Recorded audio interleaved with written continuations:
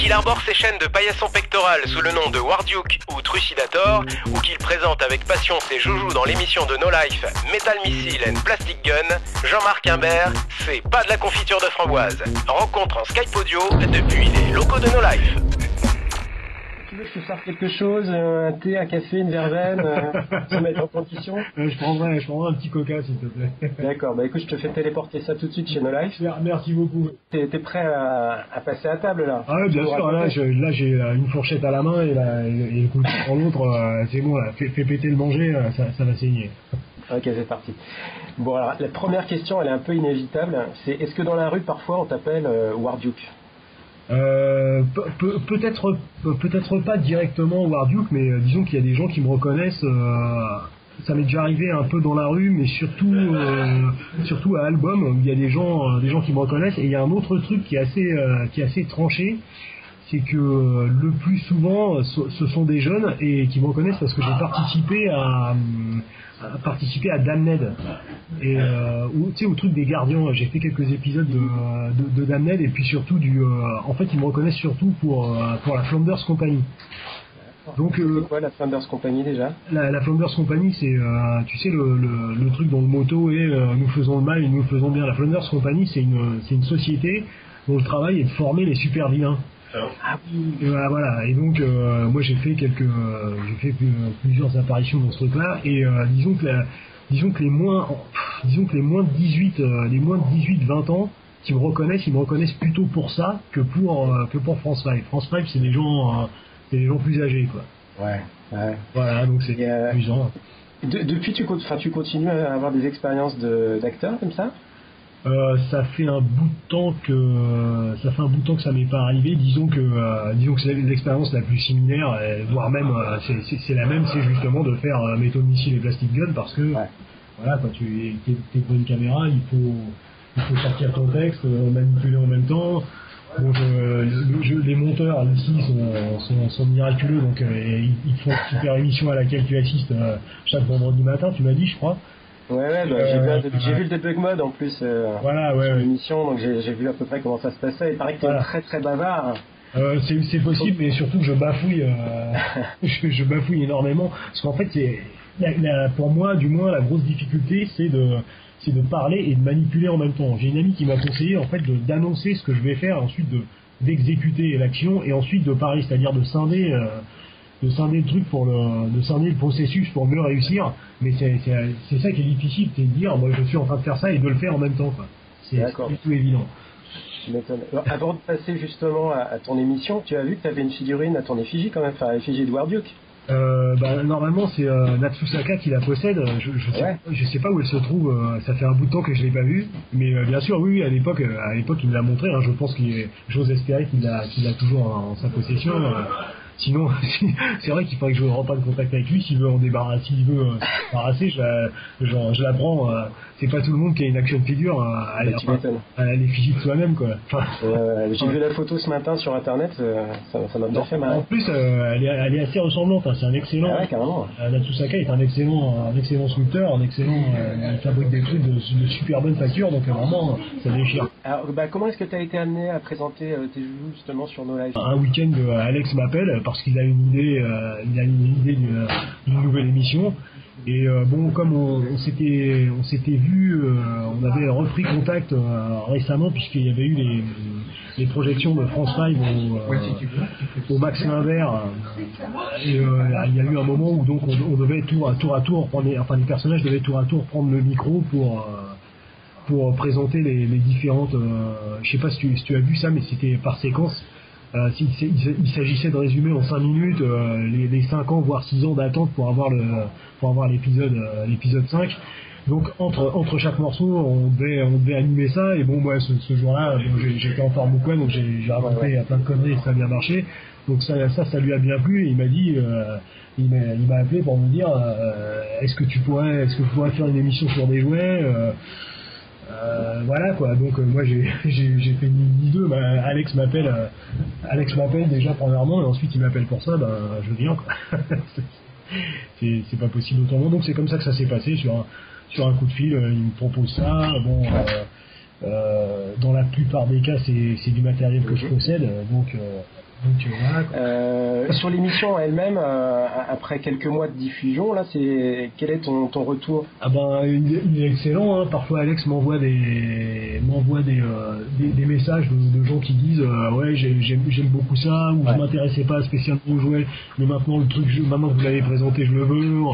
Ou il y a même eu un message récent où la personne dit que elle fait un certain type de collection et qu'elle n'avait pas récupéré le True of Cherokee de Goldorak, et maintenant elle le regrette, et en plus il s'est fait engueuler par son épouse qui en voyant l'émission a dit mais pourquoi tu n'as pas récupéré celui-là, quoi. Donc même les gens, enfin c'est bien parce que c'est intéressant de voir que tu touches les passionnés et qu'en même temps tu fais aussi un genre de vulgarisation, puisque elle n'y connaît absolument, enfin ça n'intéresse pas plus que ça, elle n'y connaît absolument rien, mais la présentation va suffisamment taper dans l'œil pour rendre l'objet intéressant. Donc ici j'ai du feedback. Il y a aussi je crois un type dans le RER qui m'a reconnu pour ça. Enfin voilà, ça arrive de temps en temps, mais dans l'ensemble que du bon feedback, surtout par l'entremise de No Life, et bon bah ça fait plaisir, c'est le but de la c'est clair. Oui, je suis allé voir sur le forum justement de No Life ce matin, il y a plein de retours, de commentaires, c'est vraiment marrant. C'est vrai, le truc c'est que j'ai peu de temps et je suis souvent en train de bouger par bons et par beaux, donc je prends pas le temps de faire ça, mais c'est vrai qu'il faudrait que je le fasse pour me rendre compte pas de la portée que ça, il faut pas exagérer, mais c'est vrai que c'est quand même sympa de voir qu'il y a, comme toi, quoi, qu'il y a des gens qui me contactent pour me dire c'est super ce que vous faites et tout, donc voilà, c'est pour ça qu'on le fait, c'est ce que je te disais l'autre fois au téléphone, c'est pour partager une passion. Donc, le truc, Jean-Marc, c'est que j'ai l'impression, je pense que je me trompe pas en disant que tu as la seule émission sur les jouets dans les médias français, quoi. C'est possible. Après, il faut pas présumer. Moi, c'est vrai que là, l'occasion de faire cette émission, ça me fait, c'est bien aussi pour moi parce que ça me remet un peu dans l'ensemble de tout ce mouvement, duquel je fais partie, mais je suis un peu éloigné, notamment au niveau technologique et tout ça. Et je pense qu'ailleurs, comme toi tu fais tes interviews et tu fais tes rubriques, il doit y avoir des équipes qui font ça ailleurs. Et puis les Toy Reviews, tu tapes Google et tu tapes Toy Reviews, de par le monde, c'est pas. Alors de par le monde, ouais, mais dans les médias, tu vois, que ce soit en médias papier, il n'y a plus rien. Il y a eu 10e Planète qui a fermé, malheureusement, qui était la référence pour tout le monde. Ouais, absolument. Ouais. Erwan enfin moi je connaissais un peu Erwan et puis surtout Yvan, et les mecs ils faisaient un boulot de mal, c'était super ce qu'ils faisaient. C'est clair. Alors, pourquoi est-ce que ça marche pas mieux que ça le Toys en France? Est-ce qu'il n'y a pas tant de collectionneurs que ça par rapport aux pays asiatiques ou aux États-Unis? Je pense pas. Disons peut-être un peu moins, mais comme toujours en France, c'est plutôt au niveau des médias que ça pêche. C'est-à-dire que quand les médias ont décidé que ce qui t'intéresse est minable ou méprisable selon leurs critères à eux, et ben de toute façon ici ils ont suffisamment de pouvoir pour l'enterrer en n'en parlant pas. Moi je suis un fan de catch, et il y a eu une période où il y a 5 ans il y a eu un boom du catch, aussi bien au niveau de ce qui passait à la télé, au niveau des jouets et tout ça, et auparavant je veux dire, le catch a toujours existé. Il y a des spectacles en France, des spectacles en Allemagne, en Angleterre, en Espagne, et personne n'en savait rien. Il y avait vraiment que les initiés un genre de bouche à oreille, déjà par internet bien sûr, mais un genre de bouche à oreille qui perpétuait ça. Donc c'est pas tant le public qui est le problème, c'est la visibilité offerte par les médias, et quand les médias ont décidé en France, quand les médias ont décidé que tu n'existes pas. Et ça aussi, c'est un des miracles d'Internet, c'est que tu peux enfin te passer de ces gens-là qui décident que tu es un sous-développé mental. Il y a du snobisme, on considère ça comme... Non mais je sais pas, moi ça me paraît évident. Il y a très très longtemps de ça, j'ai été contacté par, comment il s'appelle cette émission qui parle, une émission Pérave qui passe tard le soir sur TF1, pas c'est mon choix, mais une espèce de truc comme ça où on va chez les gens et tout, et quand ces gens-là ils contactent et ils disent il paraît que vous avez une collection de jouets, est-ce qu'on pourrait venir chez vous pour vous la montrer, leur but c'est de montrer un mongol qui de montrer un régressif qui est chez lui avec ses petits joujoux. C'est ça le but. Ouais. Tu vois, c'est pas du tout pour exalter notre passion. Ouais. Donc moi ces gens-là, c'était par téléphone déjà. En plus ce jour-là j'étais énervé, donc je les tèche bien fort. Et moi ces mecs-là je les vois en direct et je lui dis ça va saigner quoi, parce que merci Caroline, ça va, t'as rien vu toi? C'est mignon. Ouais, excuse-moi. C'était Mademoiselle J-Pop. En fait, je viens ici, mais malheureusement, je connais pas les attributions des différentes personnes. Donc, malheureusement, je ne peux pas répondre à ta question. Pas grave.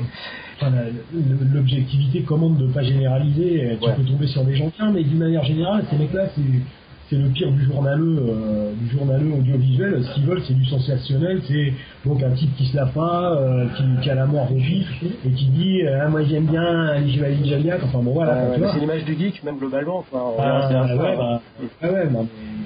C'est l'image du geek, non. C'est une partie en tout cas. C'est une partie. En tout cas, eux, c'est ce à quoi ils aimeraient que le geek ressemble. Ouais. Bon, en tout cas, No Life a passé le cap de ça et a décidé de parler du jouet, et c'est bien. Est-ce qu'il y a des projets pour développer un petit peu cette thématique? Eh ben, écoute, pour l'instant, comme tu disais, ce qu'il faut, c'est regarder les retours par rapport à l'émission. Bon, elle marche bien. Est-ce qu'ensuite on peut développer ça encore plus? Toi et moi et tout un tas d'autres collectionneurs, nous savons bien sûr qu'il y a matière à faire, hein. Ne serait-ce que dans le vintage, bon déjà il y a déjà plein de trucs, et puis bien sûr il faut regarder autour de soi maintenant, il y a tout un tas de trucs qui sortent. Après c'est selon les goûts de chacun qui fait que éventuellement t'es plus tourné vers le vintage ou plus tourné vers les nouveaux trucs, plus tourné vers les jouets de film ou plus tourné vers les jouets de jeux vidéo, ça dépend du goût de chacun. Mais je pense que pour l'instant on va continuer sur Metal Missile et Plastic Gun. On va voir si ça passe la première saison, ce que j'espère. Ouais. Franchement, je crois qu'il y a moyen de passer à 26 minutes mensuelles sur le sujet. Quoi. Il y a plein de trucs à faire. À 26 minutes mensuelles, bah oui, pourquoi pas. Comme je viens de te le dire, au niveau choses à présenter, je crois qu'il y a beaucoup. Après, bien sûr, c'est toujours limité par la collection de la personne qui les présente, hein, évidemment. Ouais, mais justement, je crois qu'on peut aller largement au-delà. Tu vois, de tout ça, il y a des dynamiques, il y a des sujets super intéressants à faire, il y a des conventions, il y a des trucs vraiment sympas à faire, à couvrir. Des sites comme le tien, par exemple, là, je vais prendre le temps d'aller voir un peu plus avant ce que tu fais pour me renseigner pour voir sur ce qui tourne en ce moment, sur ce qui est dans l'air du temps, sur les vieux trucs aussi. Enfin bon. Mais bien sûr, bien sûr, tu peux tenir plus de 26 minutes sur un ou une ligne de jouets, quoi. Et trouver des trucs que les gens ne connaissent pas. À suivre. À suivre. À suivre. Moi, j'aimerais bien que tu me parles de tes mythiques bracelets éponges en poil de yak. C'est quoi l'histoire? Alors, tu parles de mon bracelet quand je suis comment? Quand je suis en slip ou quand je suis en civil? Le problème, c'est qu'il commence à être vieux et de cette dimension-là, ça commence à être difficile à trouver, mais ça n'a pas d'histoire en particulier. Quand j'étais plus jeune, j'avais un bracelet en cuir, mais en fait, ça prenait trop de place. C'était un truc avec des fermetures, avec des fermetures comme une ceinture, donc ça s'accrochait partout, c'était la galère. Et non, en fait, moi je porte ça pour la symétrie et pour avoir quelque chose à chaque poignet. Bon, si tu veux une raison pratique, voire prosaïque, c'est comme si j'ai plus de poids d'un côté, quand je marche, je tourne en rond. Et écoute, tu le vois pas parce que du coup on n'a pas pu se faire ça en vidéo, mais j'arbore moi aussi à mon poignet un magnifique bracelet éponge. Il est blanc par contre. Ah d'accord. C'est un petit clin d'œil. Ah bah écoute, j'espère que c'est pas uniquement pour moi. Si, non, c'était vraiment pour toi, c'est un petit clin d'œil. Bah écoute, ça me va droit au cœur, merci beaucoup. Merci bien. Tu vois, toi aussi, maintenant, quand tu marches, tu avances dans la direction où tu veux aller. Et ben je vais faire gaffe à ça, écoute. Promis. C'est pas sympa. Bon, écoute, on va rentrer dans le vif du sujet là, et puis tu vas nous expliquer ta passion pour les toys, quoi. D'où est-ce que ça vient ce truc, et puis comment ça s'est développé, où t'en es aujourd'hui, enfin voilà quoi. Raconte-nous tout ça. Alors, d'où est-ce que ça vient? J'allais dire comment savoir, parce que c'est comme toutes les passions, c'est difficile à expliquer d'une manière entièrement cohérente, entièrement rationnelle. bon, après il doit sûrement y avoir des facteurs. Alors, j'essaie de remonter au plus loin que ma mémoire me le permet. Donc il est certain que pour les jouets eux-mêmes, le truc c'est que, enfin moi ce que j'aime bien c'est les jouets qui stimulent mon imagination. Par exemple, quand j'étais petit, je sais pas si tu as connu la ligne de petites voitures Matchbox, c'était anglais. Et c'était un design de petites voitures qui n'existait pas, c'est-à-dire que de temps en temps tu avais une Ford Fiesta et des trucs comme ça, mais sinon c'était des petites voitures complètement imaginaires, et en plus il y avait le super intérêt de quand tu les faisais rouler, il y avait un petit truc dessus qui bougeait parce que tu les déplaçais. Et moi il m'en reste encore un certain nombre, et j'étais un as de Matchbox, alors qu'en face il y avait Majorette, qui était quelque chose de, c'est français, hein, Majorette, ça existe toujours me semble-t-il. Et ça, par contre, ça reproduisait très fidèlement et très correctement. Là n'est pas le problème, des voitures réelles. Et ça, par contre, ça m'intéressait pas du tout. Donc voilà, dans un premier temps, c'est des trucs donc, qui stimulent mon imagination. Ensuite, quand j'étais petit, je suis allé avec ma maman acheter la Batmobile de Batman de chez Corgi. Ah oui, super. Ah voilà, magnifique. Et donc je vais l'acheter, et la vendeuse du magasin de jouets me dit surtout ne jette pas la boîte parce que les missiles sont dedans. Et oui, les missiles. On arrive aux missiles. Alors, mais en fait, c'est pas encore là où je veux en arriver en racontant ça. Ce que je veux dire par là, c'est que je n'oublierai jamais ce que cette dame m'a dit, parce que tu le sais et tous les collectionneurs le savent, l'un des secrets l'un des secrets d'une collection pour conserver ces trucs, c'est de garder la boîte. Voilà. Et donc, elle m'aurait pas dit ça. En effet, enfin, quand t'es petit, ce que tu veux, c'est ouvrir ton jouet et le récupérer et balourder la boîte. Alors que finalement, c'est une erreur, puisque justement, tu peux avoir les accessoires dedans. Et c'est là aussi que naît la passion, un aspect de la passion tu veux garder le jouet dans. Tu veux donner une pérennité au jouet, quoi. C'est-à-dire pas le casser, pas être comme un gosse normal et le casser au bout de 5 jours. Donc voilà. Et puis après l'attrait pour les missiles, bon, je pense que j'ai toujours eu ça. Je pense que la première fois que j'ai vu un épisode de Goldorak, bon, bah ça a tout lancé, parce que moi je suis tombé amoureux du graphisme, je suis tombé amoureux de l'esprit martial japonais, je suis tombé amoureux de l'histoire. Enfin bon, voilà, Goldorak, c'est le sang qui coule dans mes veines. Dès que j'ai vu ça, j'ai dit, il y a un pays où il suffit d'allumer sa télé pour voir ce genre de truc. Eh ben, bon, Mickey, c'est bien, mais voilà quoi, la japanime, c'est plus. Donc voilà, disons, en gros les origines de ma passion. Donc t'as commencé à collectionner et puis ça s'est pas arrêté, quoi. Non, bah non, pourquoi ça s'arrête?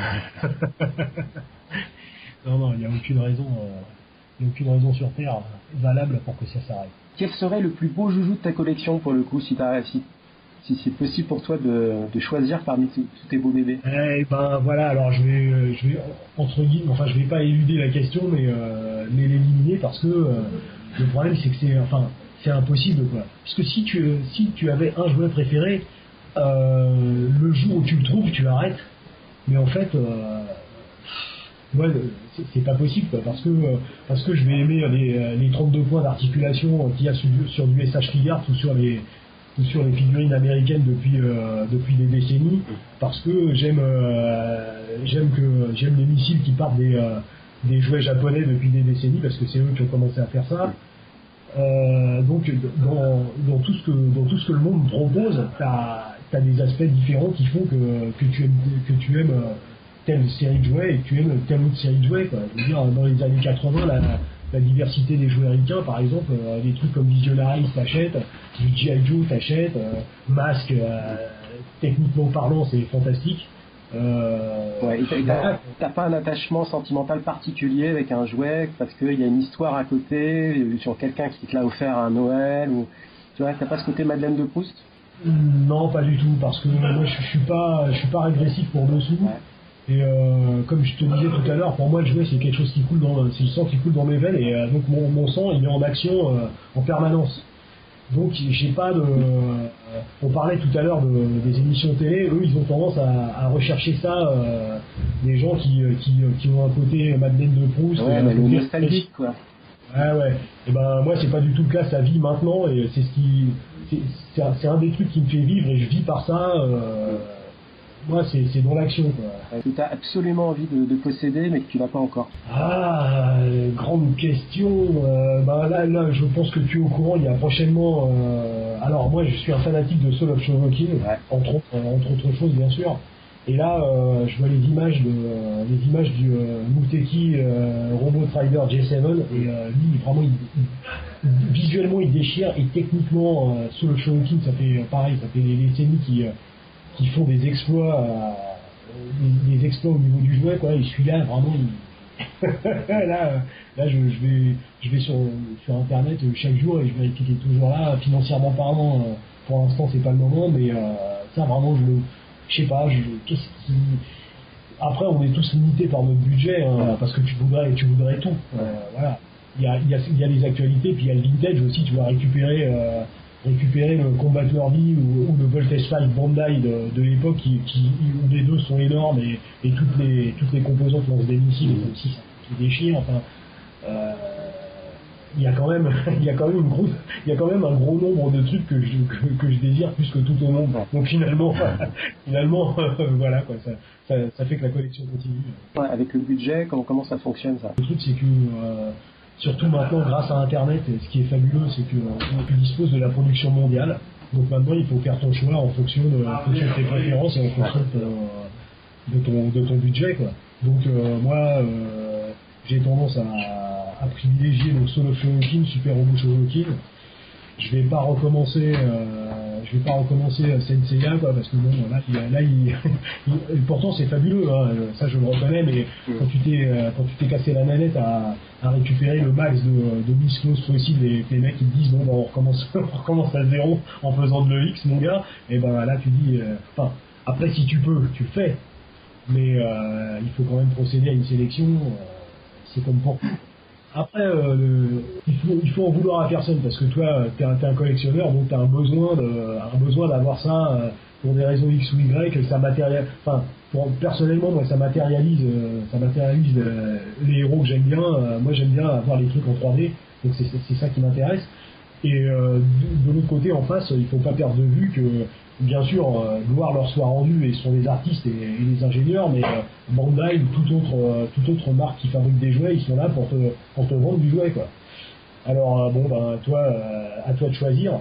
Mais ceci dit, surtout maintenant en 2014, ils ont parfaitement la technologie de faire des super trucs, quoi, des action figures qui sont articulées comme un corps humain, du robot qui fait vraiment ou presque la transformation de la série plan par plan, séquence par séquence, alors qu'avant c'était pas possible. Donc avoir ça à disposition, c'est fantastique. Donc ensuite après il faut choisir. Il y a une question de place quand même derrière. Enfin, moi je suis bien placé pour en parler aussi. Ça y est, moi j'ai un bureau qui est plein, il y en a partout. Comment tu fais toi? La progression géométrique et arithmétique de ça, c'est monstrueux quoi. Ah ouais. Donc comment je fais, c'est que là justement il y a une très très grosse partie de ma collection qui est chez mes parents. Ouais. Et je suis en train de tout emmener en Bretagne parce que j'ai un hangar là-bas. De tout alors bien sûr il n'est pas question d'exposer. Ouais. Mais de stocker quoi. Pourquoi pas exposer justement? Pourquoi pas faire un musée? Alors là, dans ce cas-là, il faut 5 hangars. Ouais. Non, mais je pense que toi aussi, tu as une collection conséquente. Tu dois bien voir que au bout d'un certain temps, l'exposition, tu arrives à le faire pendant un certain temps. Ensuite, la progression géométrique et arithmétique se poursuit, quoi. C'est exponentiel et il vient un moment où tu peux pas pousser les murs, donc tu peux plus, donc t'exposes moins. Alors ce que tu peux faire, c'est te dire bon, je mets un endroit où c'est une vitrine et je vais faire tourner des trucs que je veux exposer pendant une période. Ensuite, je les remets en boîte et je passe à autre chose. Après, même chose, hein, tout est une question de moyens. Si tu vis dans un château, tu te dis oh, j'ai décidé d'exposer tout, tu le fais. T'es pas tenté parfois de te débarrasser un peu de certaines parties de ta collection? Non, jamais, parce que moi je suis pas très je suis complètement insensible au mode, et si j'ai acheté, c'est parce que le truc me plaisait, quoi. Donc là, ça doit t'arriver à toi aussi, tu ressors des trucs d'IA Perfect et tu fais ça continue à déchirer quoi. C'est clair. Voilà, c'est pas des vêtements, enfin c'est pas des vêtements. Le jouet c'est pas du vêtement, c'est pas un truc, c'est la mode 94-95 et puis l'année suivante c'est démodé. Enfin pour moi en tout cas ça marche pas comme ça. Est-ce que tu sais à peu près combien de jouets tu as? Non. Là aussi, bon, j'avoue que de ce côté-là, j'ai été un peu, même beaucoup feignant.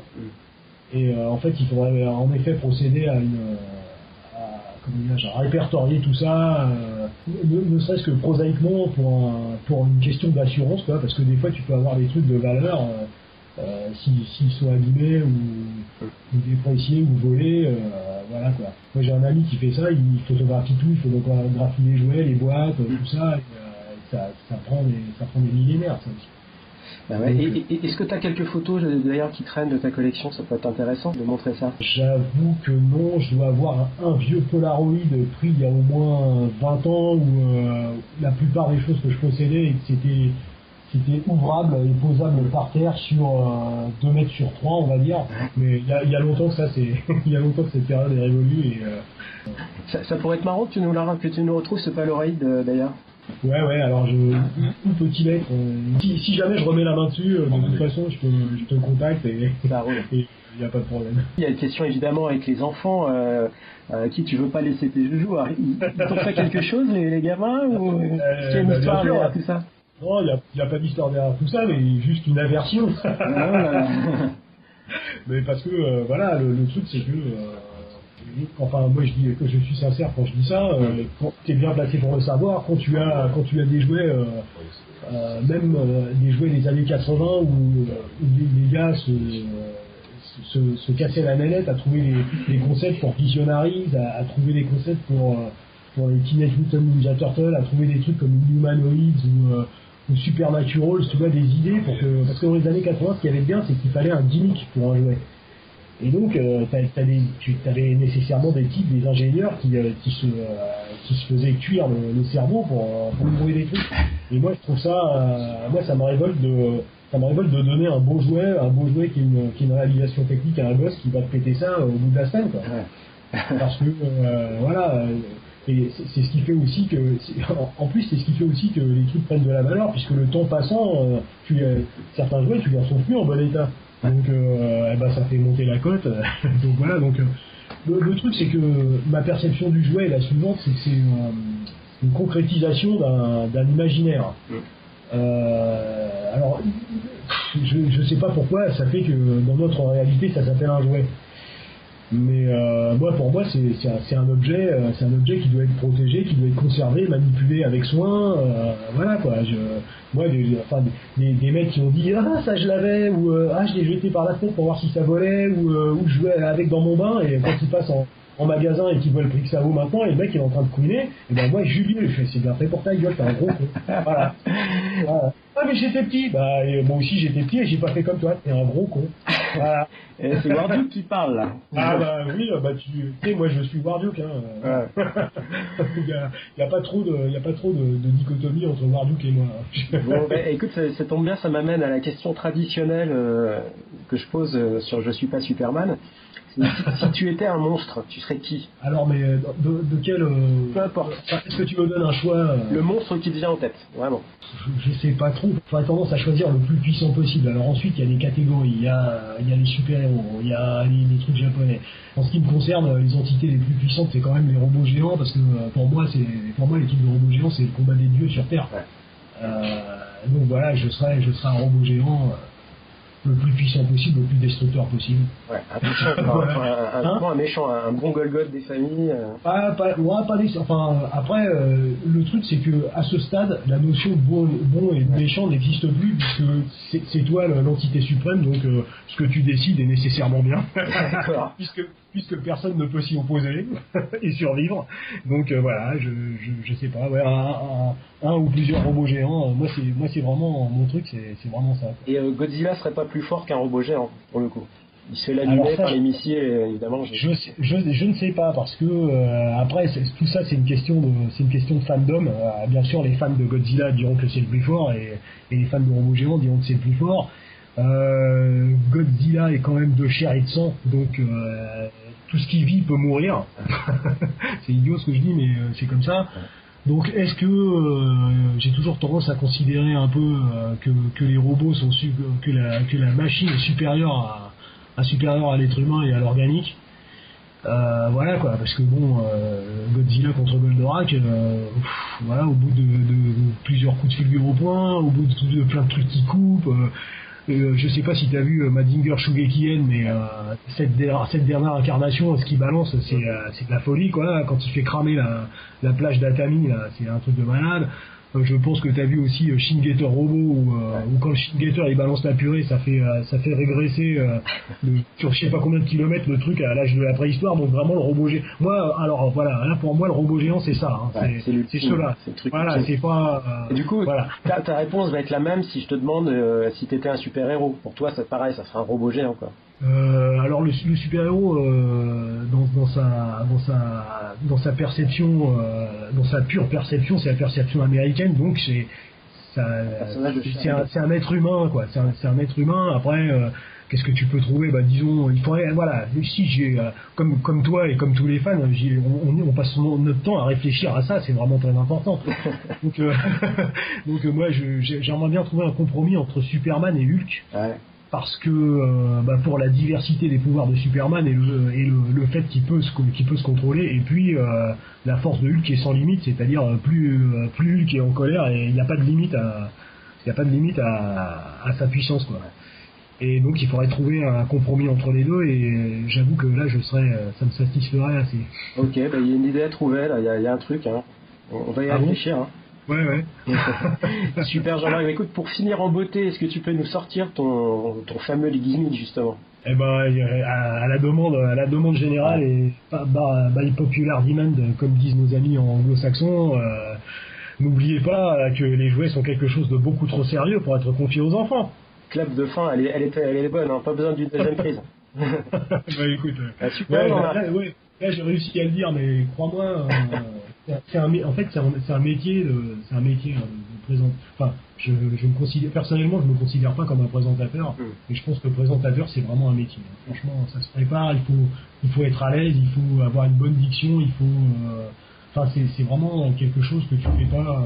C'est toujours facile de discuter avec ses potes, ou tu vois même de parler via Skype comme ça, mais à partir du moment où c'est enregistré, à partir du moment où c'est préparé, t'as un temps, tu disposes d'un temps limité, ou tu vois, il y a beaucoup de conditions à remplir. Tout de suite, ça devient une. Oui, puis t'as le regard d'Alex Pilote en plus qui est. Ah mais lui encore. Non, lui il est fabuleux. C'est lui qui te porte. Il arrive à te. Enfin voilà, t'as vu France 5. Voilà ce qu'Alex réussit à faire quoi. C'est que il réussit à te coacher pour t'emmener là où il faut vraiment, pour que tu donnes ton maximum, que ce soit bien fait et tout. Non, lui c'est un monument ce gars-là. Enfin tous les gens qui ont chacun à sa manière à apporter quelque chose, mais Alex non, t'as pas de pression avec lui, au contraire lui il sait te coacher, mais sans te brusquer ou sans t'engueuler ou te brimer. C'est pas du tout ça, hein. C'est une progression, et ça c'est vraiment génial. Super Jean-Marc, je te remercie beaucoup. Merci à toi, merci Ted. Bye. Salut.